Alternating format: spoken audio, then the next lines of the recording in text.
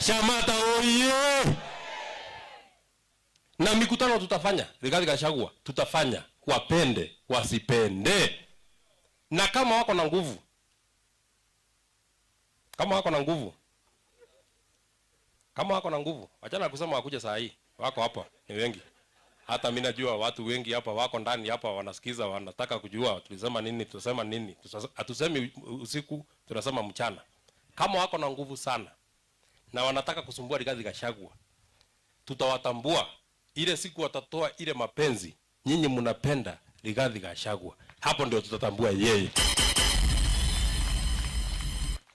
Na Mheshimiwa William Ruto, hii watu ya Mount Kenya ambao unadharau, hii watu ya Mount Kenya ambao unakasirikia, hii watu ya Mount Kenya ambao unaita washenzi, kwa sababu umepata marafiki wapya kutoka Nyanza, kutoka Coast, kutoka mahali nyingine, sawa sawa, hakuna shida, sisi tutakubali. Kama umepata marafiki wengine, kaa na marafiki yako, lakini sisi hapana, sumbua sisi. Wewe kaa na marafiki yako huko, mkitaka kufanya maombi Nyanza, muende mfanye. Sisi tuachiwe na Rigathi Gachagua wetu, yeye ndiye tunatupenda na tunapenda yeye sana. And there is nothing, absolutely nothing. Na hiyo ni kizungu tupu. There is nothing, absolutely nothing that he can do. And Rigathi Gachagua is ours and nobody can tunya us.